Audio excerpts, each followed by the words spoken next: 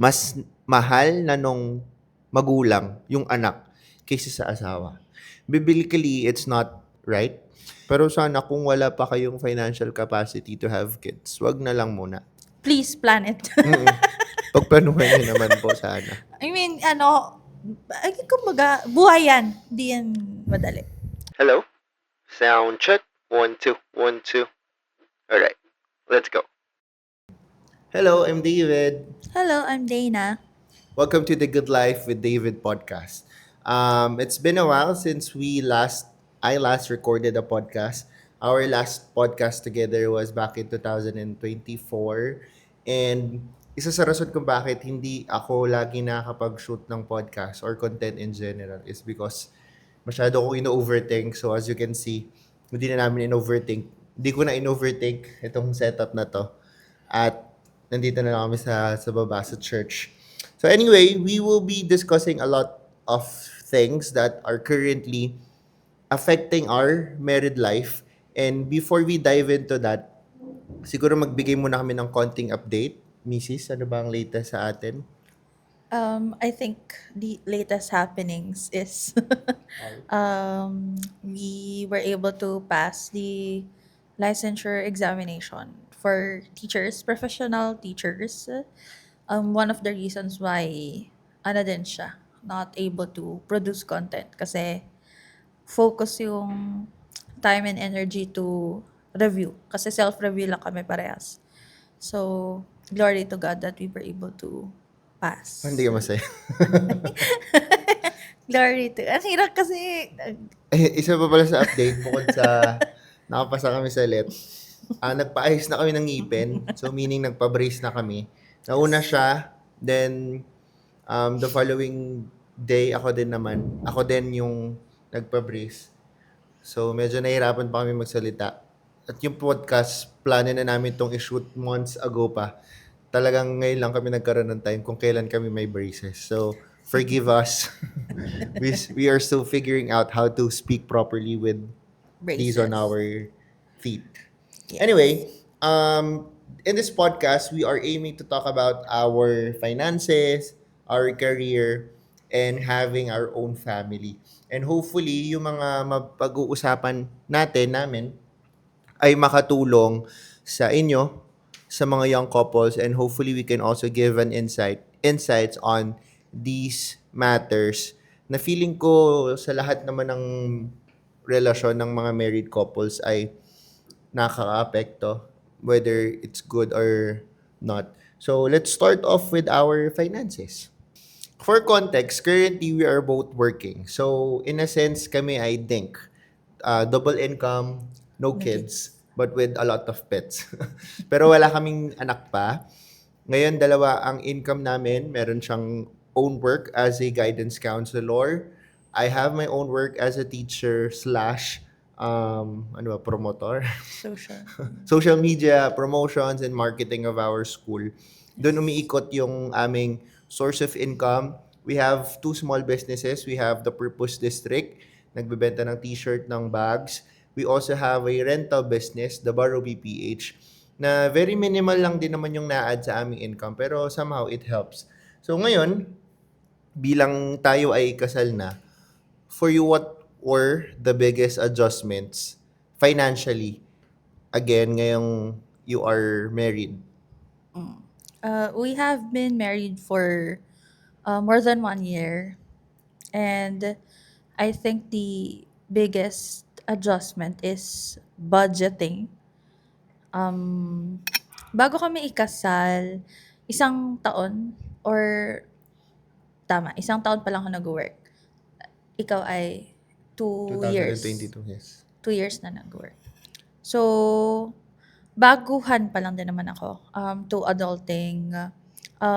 In context, ako lang kasi mag-isa nung nag-work ako. So, ako sa budget, sa pagkain ko, sa utilities, wala lang akong binabayaran na rent kasi lang tong lupa. But other than that, ayan. So, ngayon na kinasal ako, actually, truth to be told, di kami nakapag-budget due to some personal reasons. Is it personal? Due to some technicalities. Technicalities. Okay, yun na yan. Hindi ko Perfect na term. ano. But anyways, ayan, yung budget kasi sanay ako mag-budget for one person. And ngayon ikakasal ka, kailangan may budget na rin for the other person. Also, we have different, ano ba, hindi hobbies eh, parang mga gusto sa buhay. Meron siyang mga gustong mapaglaanan ng pera for his entertainment. Ako din, meron akong gusto, kunyari, gusto ko ng damit, gusto ko ng pagkain. So, meron kami mga ganun na differences. So that's a major adjustment when it comes to finances. Okay. So yung nabanggit naman niya about budgeting, we used to do that. Meron kaming Google Sheet. Very meticulous kami sa pagbabudget. It's just that dun sa nabanggit niyang technicalities, nahihirapan kaming gawin siya consistently.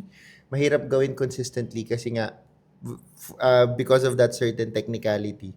So ngayon, minimake sure na lang namin na first na kukunin namin yung tithes namin. Personally, lumaki ako with that kind of mindset already na tithes to the Lord is important. So, hindi na namin siya kailangan pag-diskusyonan, hindi na natin pinag-aawayan. Automatic na yun sa amin. So, we have our set amount for our tithes. Nakaset aside na yon automatically. And then, the rest, doon na namin siya sinusubukang i-budget. Pero hindi na as meticulous as before. Wala nang Google Sheet, wala nang lista-lista. Parang sabi na lang na, oh, ito, para to sa kuryente, para to sa ganito, tas nakatago na lang sa box. Siyempre, di ko sasabihin ko, sang box, baka huwag nyo kaming nanakawan kasi wala kayong mananakaw. Maawa pa kayo sa amin. So, yun yung adjustments from being a single person to being married. Sa akin naman, paano ba? Kasi nag-start ako mag-work 2 years before we got married. Tama.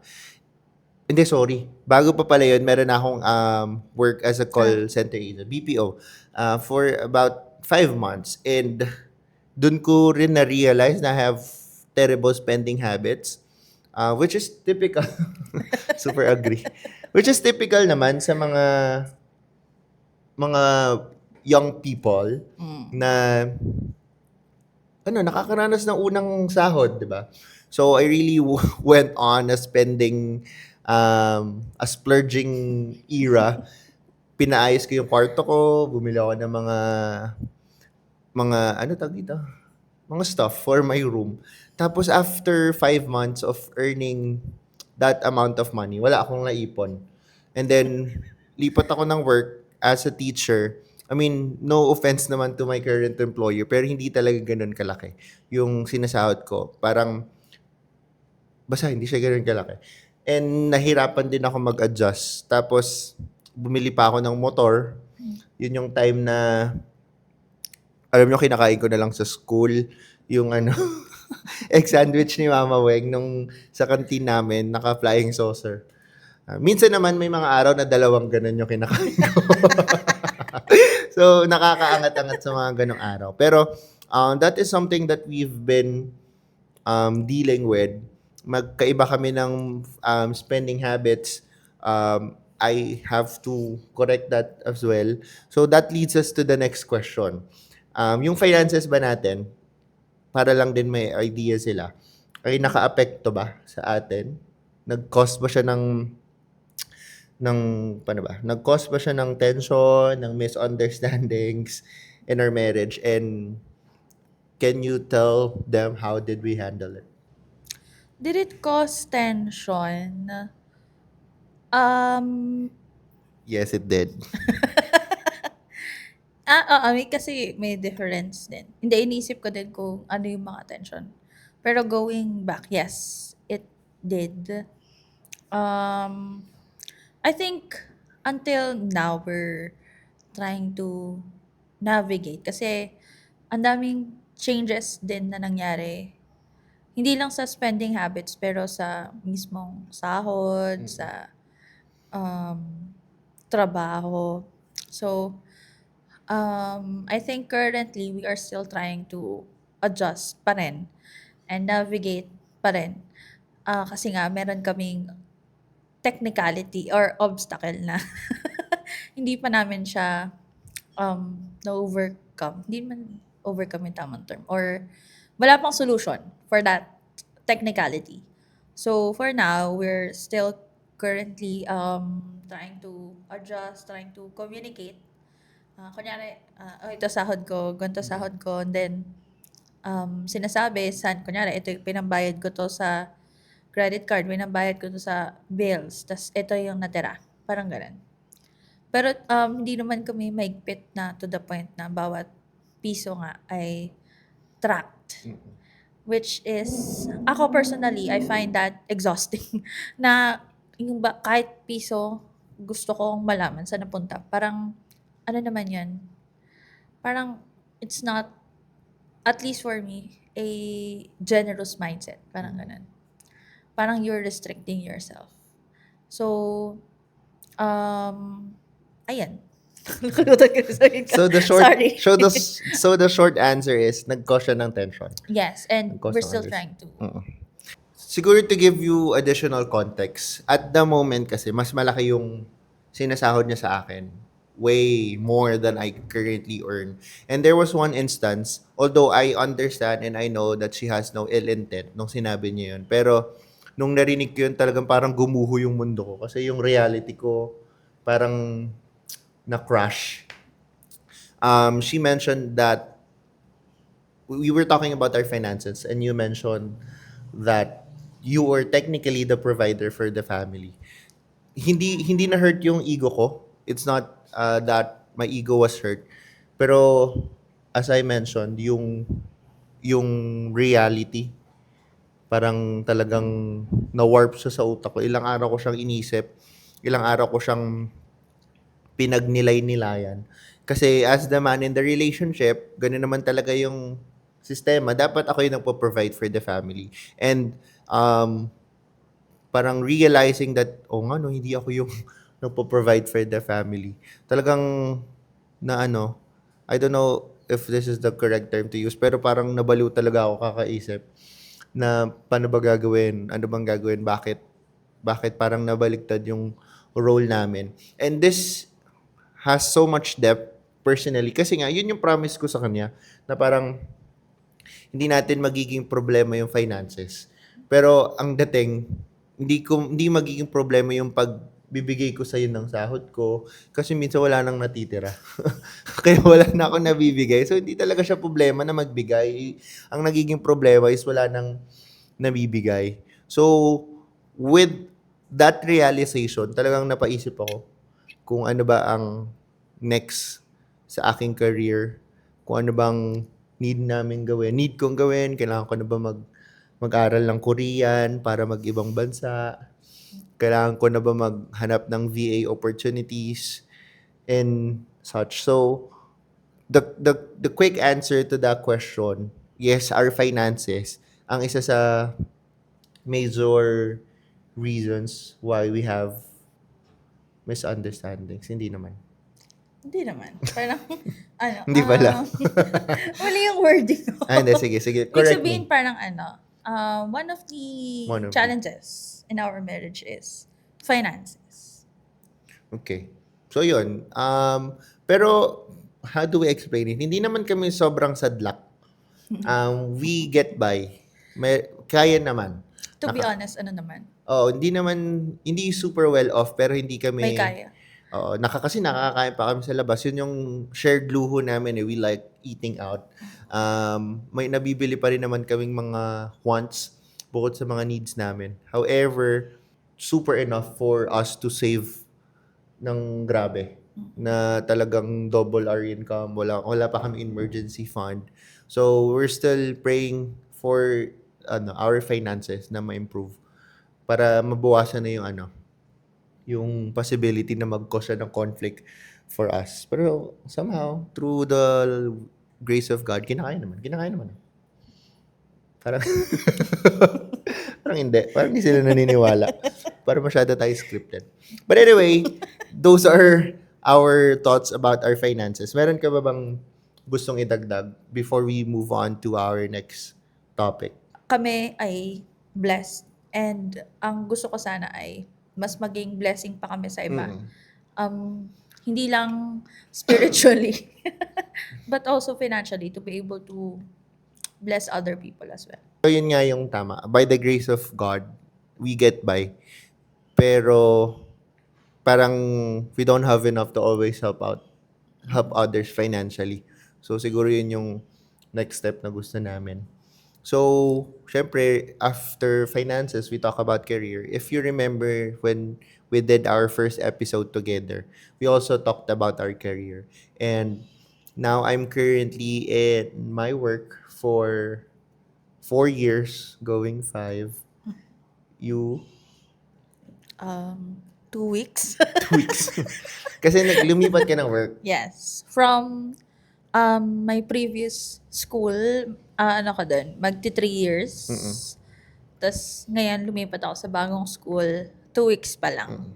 Super, super bago pa Super lang. new pa lang. At least by the time we were recording this, 2 weeks into your new work. And let's get straight to the point. I know the answer to this, pero para mabahagian natin sila ng konti about our world. Have you ever had moments where work started affecting your relationship, our relationship, emotionally? I think yes. Looking back to my previous work, I feel stressed due to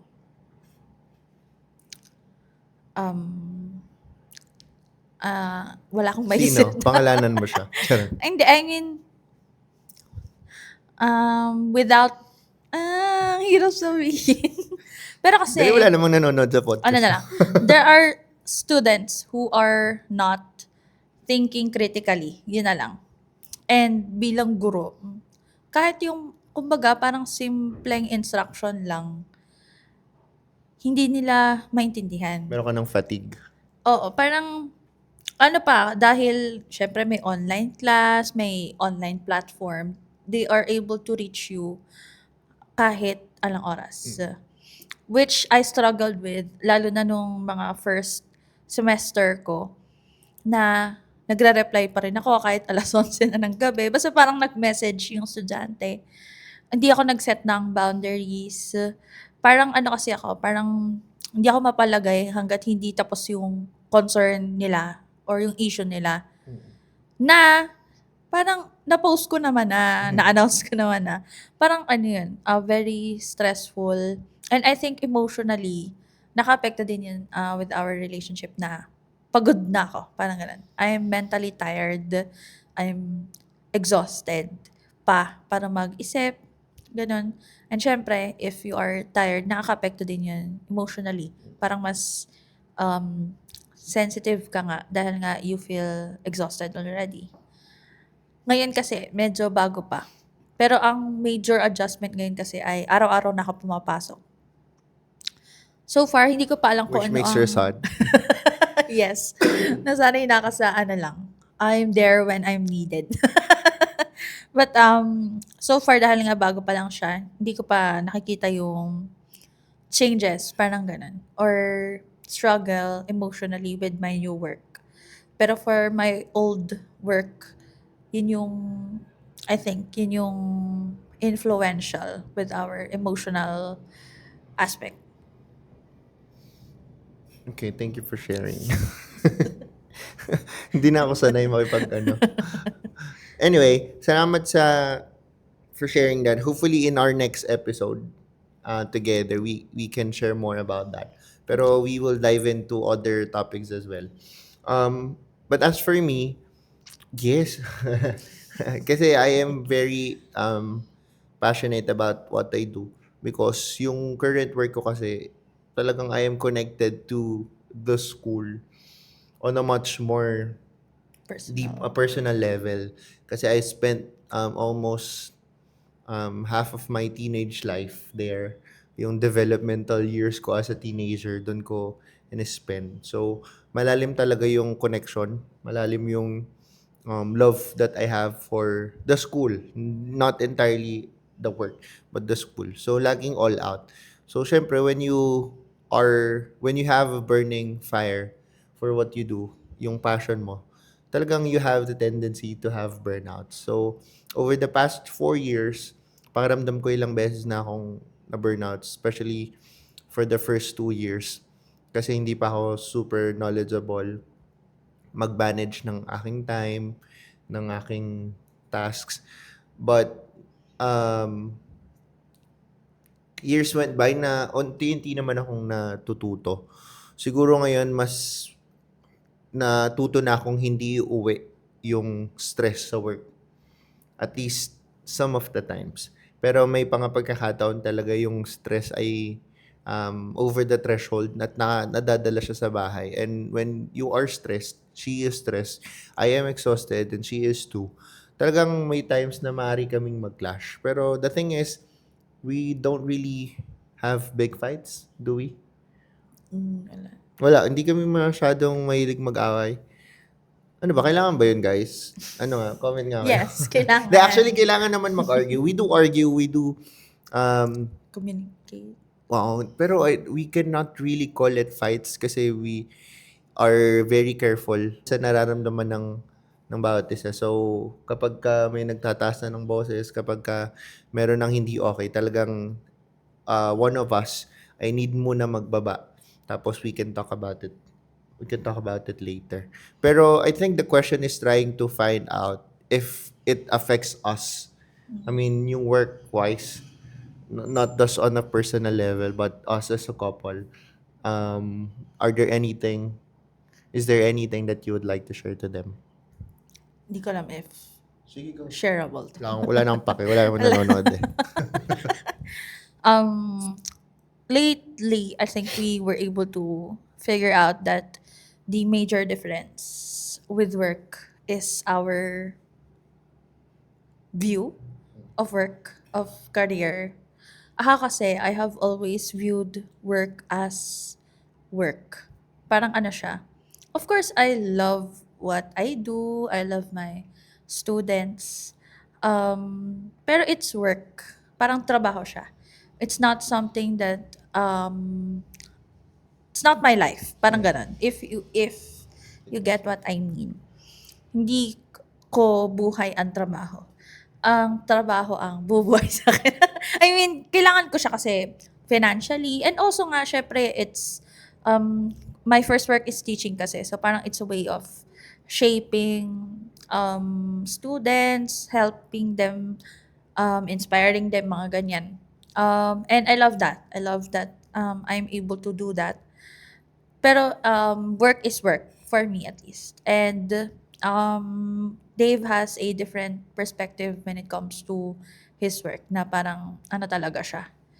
At least for, not to defend myself, at least for this work. Pero feeling ko if I Pero am- this is your work. I mean, this is only your work all throughout your So far. adulthood. So, wala ka talagang comparison. Sige, okay. Tama. Di ba? I mean, Tama kasi naman. ito naman yung work mo. You cannot compare it to any job kasi nga, this is the only job that you were able to experience. As an adult. As you have graduated. Parang ganun. So, at least on this aspect, very talaga siya. Work is life. Parang ganun. Very work is life. And doon, medyo kami. May clash kami. Kasi magkaiba kami ng pananaw pagdating sa trabaho. And, ayun. Well, tama naman. I don't have to defend myself. Pero feeling ko kasi, nasagot ko na siya kanina. It's just that I have so much love for the community. Not for the work that I do. Hindi yung mismong trabaho. Pero for the school, for the community, for the people in it.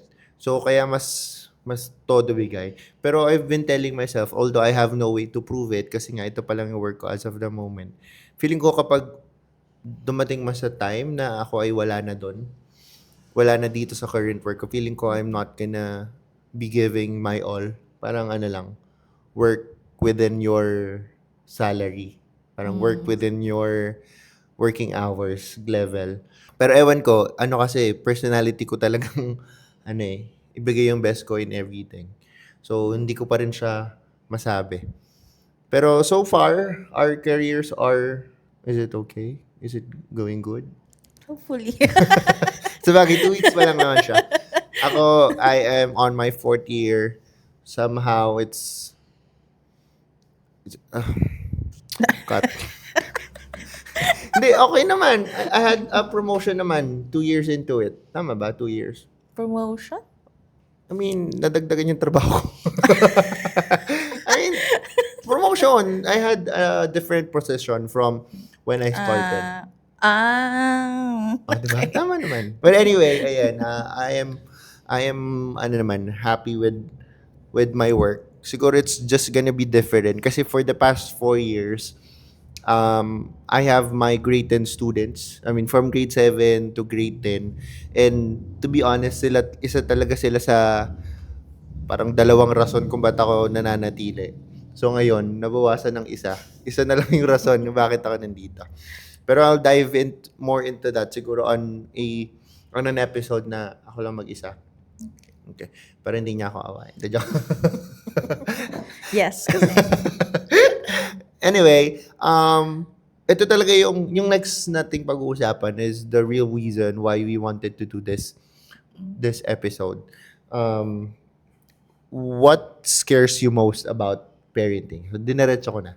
Kasi, personally, growing up, I wanted to have my own family. Did you have the same? So, we both have to have our own family. But, due to the economy, due to the current state of the country, due to our current finances, we had second thoughts.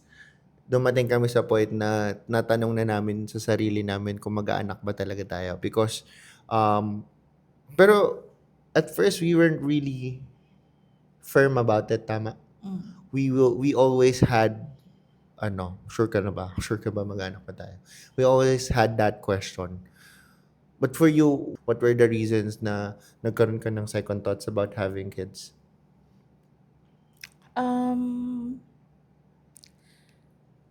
siguro I was idealistic before. Bata pa kasi parang I mean, bata pa naman kami 27, 26. We're not I too mean, old. mas younger. Okay, mas na younger pa. Mga ano, naive, parang ganun. Ayun nga, parang idealistic ako. When it comes to kids, having your own family. Biblical din naman, yung parang having your own family. But realistically, seeing the economy, the financial burden of having a kid, ako din personally, parang emotionally and mentally, 26 na ako, pero parang pag-imaginein kong magiging nanay ako, parang ang bata ko pa.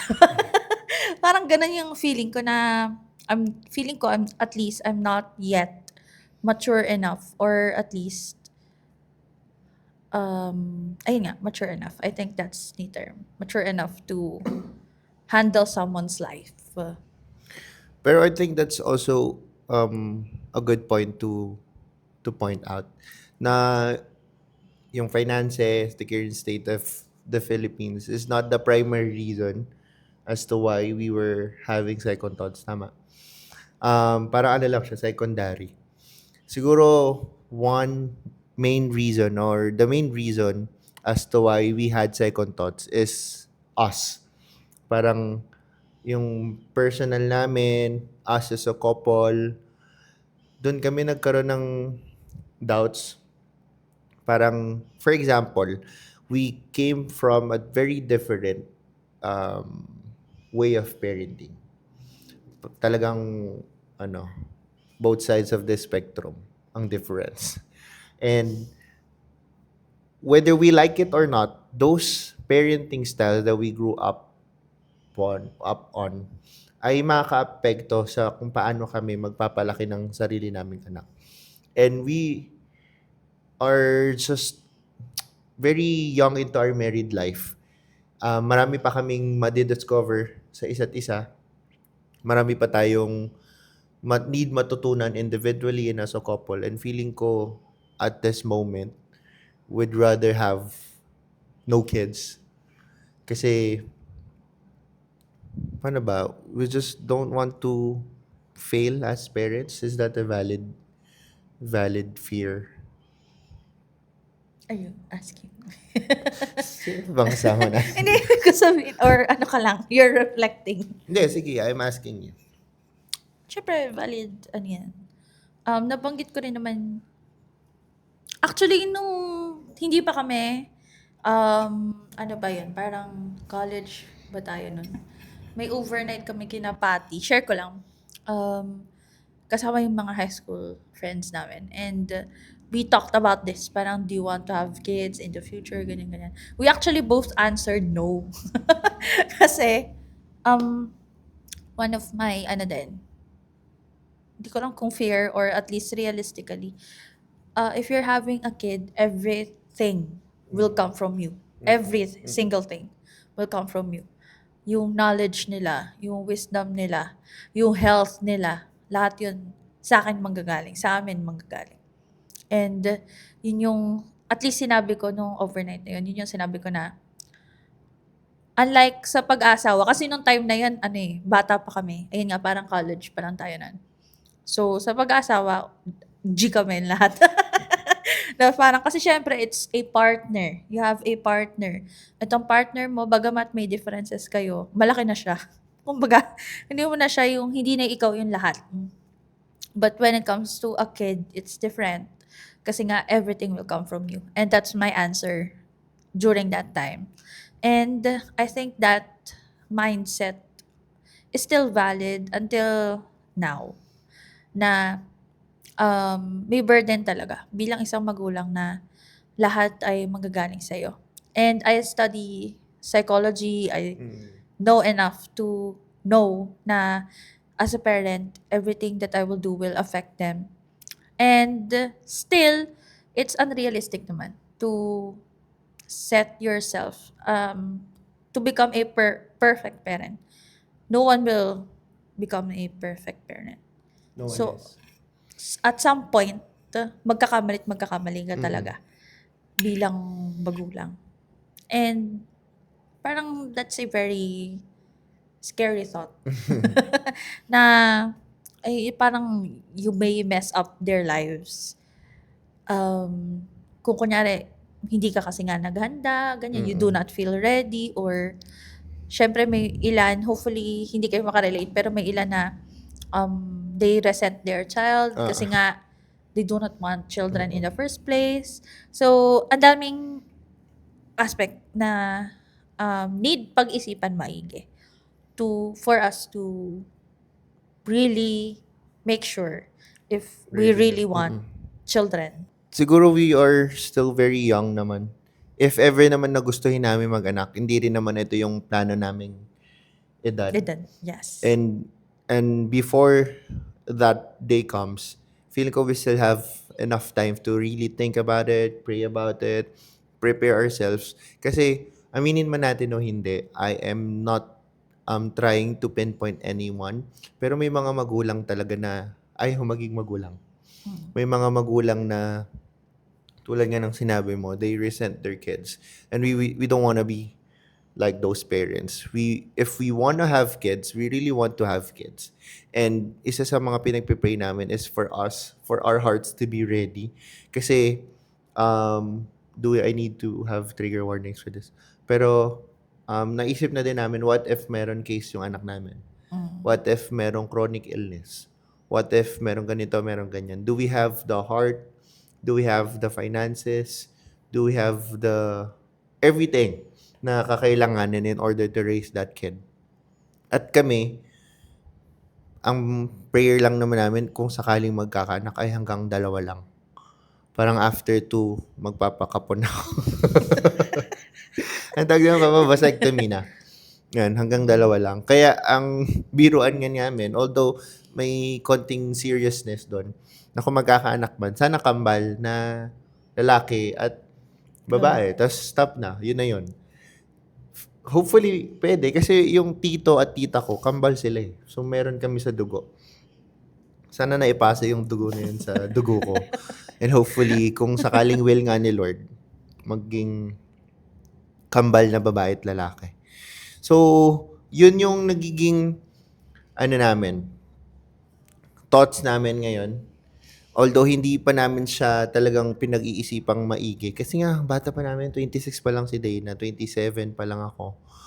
And we still have things that we want to do. Gusto pa namin makapag-travel abroad ng magkasama na kaming dalawa lang. Gusto pa namin makabili muna ng sariling bahay. At ako, promise ko din sa sarili ko na hindi ako mag-aanak hanggang wala akong sariling kotse. Hindi ko naman pwedeng dalhin si Dana sa ospital lang nakamotor kami. 'Di ba? Para kung sakaling sa kotse sa mga anak, kaya. Pero sa motor, sa compartment, diba? So, hindi pa talaga siya feasible at this point. Besides sa mga bagay na iniisip namin personally and as a couple, hindi pa rin talaga siya financially wise to have kids. And hopefully meron tayong right to give an advice. Pero sana kung wala pa kayong financial capacity to have kids, wag na lang muna. Parang awan nyo na. If you still have debts, kung marami pa kayong binabayaran, kung marami pa kayong kailangan pag-ipunan, wag nyo muna sanang isiping magkaroon ng anak. Kasi automatically, when you have your own kids, madadagdagan yung kailangan yung gastusin. Magkakaroon ng dagdag na uutangin kung hindi sapat ang kinikita yung mag-asawa. And worst comes to worst, nagiging investment yung mga bata. We are thankful na hindi naman ganun yung sitwasyon namin. Pero ganun yung nangyayari sa ibang mga pamilya na, sige, mag-anak tayo. Ibibigay nyo naman yung magandang education for them. Pero, alam mo, may burden ako. Sige, ikaw na magpapaaral sa kapatid mo. Ikaw na tataguyod sa amin and this and that. And kami, we don't want to give that kind of burden to our future kids. Na kami ang nagluwal sa inyo sa mundo, hanggang kaya namin, kayo ay aming bubuhayin. Kayo ay aming, we will provide for you. And when the time comes na kayo na ay aalis sa aming poder, syempre, we will make sure na we were able to equip them with the skills and knowledge that they need para mabuhay sila on their own. Pero at this point, wala pa talaga. So, mag-anak ba tayo? Kasi Hindi, wala. I think the only advantage of having kids now is yung sinasabi nga nila na bond. Kasi, Sorry? parang the only Bond. advantage, bond. Yung parang dahil magkalapit kayo na edad, so parang magkapatid na kayo. So, I think that's an advantage. Pero syempre iba pa rin yung may maturity ka na, may wisdom ka na, ready ka na. Having children is not, sorry kung may matamaan, but having children is not accidental naman. Not unless, syempre siya. Out of... out of, Yes, you yes, get trigger us. warning. But having children is not accidental. So, please plan it. Pagplanuhan nyo naman po sana. Kumbaga, buhay yan. Di yan madali. So, I think it's wise for us to be hesitant muna to think about it talaga maigi. Kasi nga, maraming factors and ayun. Additionally, I enjoy our life together as a couple. Yun din naman yung vision ko nung at least medyo bata-bata pa ako na I want to spend years muna with my husband Magto 2 years as pa a lang tayo. couple to strengthen din our relationship. And this might be controversial again, pero biblically, mas talaga dapat. Mahal mo dapat Mahal ang mo yung asawa asawa mo kumpara sa anak mo, magiging anak mo. Oo nga. And we already talked about this. Kasi, to give you an idea, ako personally, I have no idea on how to parent a kid. Although I'm a teacher, I know how to handle kids as a teacher. Pero as a parent, I still have a lot of questions. And malaking advantage na si Mrs. ay isang psychologist. And whenever Sige. you studied psychology, Yes. and whenever I see videos on the internet, tapos perplexed talaga ako, paano ito i-handle kapag ako yung nasa sitwasyon ng magulang? So, I asked questions to her na, love, paano kapag ganito? For example, paano yung anak natin ayaw kainin yung hinanda natin pagkain. Good thing she has answers to those things most of the time. Pero still, we were figuring out, I mean, I am figuring out a lot of things on how to parent. Pero sinasabi ko to kasi based sa sinabi ni Mrs. na kailangan talaga pagplanuhan at kailangan mas mahal mo yung asawa mo kaysa sa anak. We've been psychoanalyzed, hindi naman. Sorry, we've been observing a lot of families around our community and outside. We've been parang talking about the things that we observe. At isa sa mga napansin namin, may mga pagkakataon, many instances kung saan mas mahal na nung magulang yung anak kaysa sa asawa. Biblically, it's not right. And this is what happens. Kunyari, dumating sa sitwasyon na may anak na kami ni Dana. Mas mahal ko na yung anak ko. Mas todo yung attention ko sa anak ko. And that will make us strangers to each other. Then, the day will come na yung anak namin, magkakaroon na ng sariling asawa, sariling pamilya, bubukod na sila.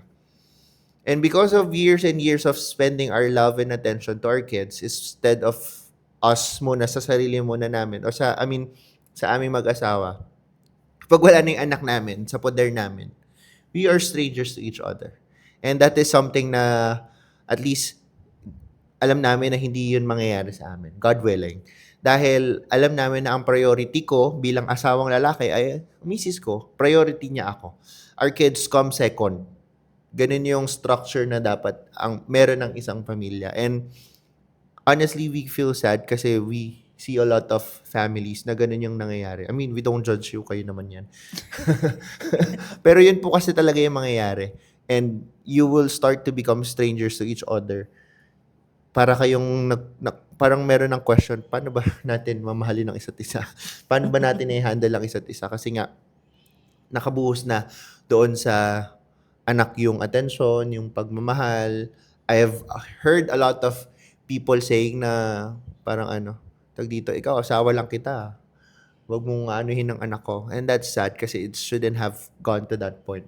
So, yun yung isa sa mga naiisip namin at kino-consider namin. So, before we get to that point, kailangan, kung mag-aanak man kami, kailangan we are very solid. Kailangan, tawag dito, tawag doon? Solid as a rock. Like, bato na nadadapa. Joke lang. Non-partisan. Joke! We are very partisan. Biro lang. Pero, ano ba? Kung ang plano ni Lord ay kami mag-anak, wala kaming magagawa. Because when we know na kung ang plano talaga ng Panginoon ay kami ay mag-lead ng pamilya, magkaroon ng anak, we know that God will equip us, God will guide us, He will provide for us. So yun, wala kaming kailangan ipag-alala. Pero at this moment, we're still praying for it. Tama? Yes. Okay. So, I guess that's it. We already pushing 50 minutes. And we are happy that you are here with us. Kahit dalawa, isa, ilan lang kayong nanonood. We are happy to do this. Pero before we formally end this episode, do you have any advice? Particularly, what are the things that you suggest na pag-usapan ng soon-to-be couples or soon-to-be married couples before they dive into the married life? Yun pinili mo. Kasi, base sa question kasi parang young couple, sabi ko, tayo yun, young couple na yun. But for those who will get married, talk about the things that you are uncomfortable with, as in everything that you are uncomfortable with. Either that is your finances, can I say it, parang yung sexual life nyo, yung past experience Oo, need nyo yung nyo, pag-usapan. everything, you need to talk about it habang hindi pa kayo kasal. Kasi, magkakaroon kayo ng, batawag nun? Parang, hindi groundbreaking. Parang, understandably, meron kayong differences. Magkakaroon kayo ng differences. Kahit sa tingin nyo perfect couple kayo. Oo, parang ganun. Kahit pa parang feeling nyo kilala nyo na yung tao. For example, kami, we grew up together ilang Since taon grade na? 4. Grade 4, tapos nag-meet ulit ng grade 7. So, since 13 kami, 13, 14 years old, hanggang Ngayon magkakilala kami. So, that's long. Matagal kami magkakilala. But still, meron kang each of us are undergoing developmental changes. We are at the different stages of our life. So, merong changes na mangyayari sa kanya na makikilala ko pa lang. So, that's okay. Kasi nga, it's normal for you to have differences with your partner. Pero meron ka dapat na parang threshold or na kunyari, pag ganito, at least for us, when it comes to relationship with God, ano yan? Ano tawag dun? May tamang term. Yung non-negotiable. Yes. Non-negotiable. Na, ganun dapat. Na, ano namin, priority namin yung relationship namin sa Diyos. Priority namin yung ministry. Pero priority namin yung isa't isa. Over, hopefully, over anything. Parang ganun. So, for the couples out there, talk about the things that you are uncomfortable with. Anything. Kasi meron at meron kayong magiging magkaiba. But habang di pa kayo kasal, are you willing still to push through that differences? Your partner will not be perfect, and kailangan mo yung tanggapin. That's part of life. But again, it's better to know them, prepare yourself before you're married to them. Regardless kung kahit gano'n na kayo katagal, yun ang mahalaga. Talk about the uncomfortable things. Thank you for the advice. Hopefully, ay sa mga soon-to-be couples or kahit mga wala pang plano magpakasal, ngayon pa lang you have to talk about those uncomfortable things or things that will or might make you uncomfortable. Siguro ako din, kung meron ako may bibigyan na advice, coming from a Christian perspective, you have to pray for everything. Dun sa mga pinag-uusapan nyo, panalangin nyo siyang lahat. Pray for the things that you need to change, you need to do, and you need to accept before really deciding kung magpapakasal na ba kayo. Kasi hindi naman requirement yung tagal nyo in a relationship. Kunyari, sabihin nating 10 years na kayong mag-boyfriend and girlfriend at sa tingin nyo, ano na yon, guaranteed na yun that your marriage and or married life will work. So, hindi siya guarantee. Iba pa rin kapag magkasama na kayo sa bahay. So, really pray about it. And malinaw sa amin na dapat mas mahal namin si God kaysa sa isa't isa. Clear na yon. Hindi pwedeng humigit yung pagmamahal niya sa akin o pagmamahal ko sa kanya compared sa pagmamahal namin sa Panginoon at sa mga ginagawa namin for God. So, dapat malinaw sa inyo, at least for the Christians out there, malinaw sa inyo yung ganun structure na it's God, your spouse, your kids, then everything else. Hindi pwedeng magra-rumble yung pyramid nun or yung family tree na yun. Kailangan ng Panginoon, ang asawa mo, at yung mga anak mo. And siguro, isa pang advice, kailangan pareho kayong may mindset. Kakapanood lang kasi namin ng The Loved One. Shout out to Jericho Rosales and Miss Ann Curtis. You both did very well. Kailangan pareho yung mindset na mas mahal nyo siya. Kailangan ang pag-iisip ko, mas mamahalin ko siya. Mas hihigitan ko yung pagmamahal niya. And same thing with her, kailangan ganun din yung mindset. Kailangan mas hihigitan niyo yung pagmamahal. So, naghihigitan lang kayo. Yun yung time siguro na yung pride will be okay. Na kailangan hinihigitan niyo yung love for each other. Pero the thing is, and I know most of you are already aware of it, pero for those of you who aren't, ang buhay mag-asawa ay hindi parating 100%. Sometimes it would be 70-30, 50-50, minsan 0-100. Kaya kailangan mo talaga laging magkaroon ng heart to serve your spouse, to be there for your spouse. And love is a daily, constant choice of loving your partner. Although may mga pagkakataon na gigising ka na parang, yung, hindi mo na mahal yung partner mo. Pero gigising ka na meron kang pagod. Hindi man about the relationship, but pagod in general. Pero still, despite that, kailangan meron kang intention, conscious choice na ipakita mo yung love mo for your wife at kung ano yung best na makakaya mo. Kung kunyari, ang best mo for today ay 20%, bigay mo yung best ng 20% mo. then your spouse will fill in the rest. And thankfully, yun yung nagagawa namin. Although we still have a lot of things to improve in our relationship. Tama? Parang hindi ka naniniwala. Yun lang. So, do you have any parting words to them? For them? Hey. Hey. Sige, to add na lang sa sinabi niya, when it comes to marriage na lang. Siguro to end, do not get married if you're not willing to serve or sacrifice. Kasi kung palagi mong isipin yung ano yun na yung naiambag ng partner mo, or kung parang palaging sarili, marriage is not for you. Regardless of gender, talagang you have to serve. Or even relationship. Parang hindi lang Hindi kahit lang marriage. Parang sa mismong relasyon. So, it's a service talaga. Syempre, we ask for reciprocation. Pero yung, ayan nga, may mga pagkakataon na ikaw lang talaga yung makapagbigay. Syempre, we have our own circumstances. So, that's where the partnership comes in. And if you're willing to do that. So, ayun. Do not pursue relationship or marriage not unless you're willing to become that selfless enough to serve or sacrifice for your partner. Yes. I agree na. Isip ko lang, dagdag ko na. This is the last point. Marriage is not a guarantee. I mean, wait lang, mali. That's wrong. Marriage will not guarantee a person's changed behavior.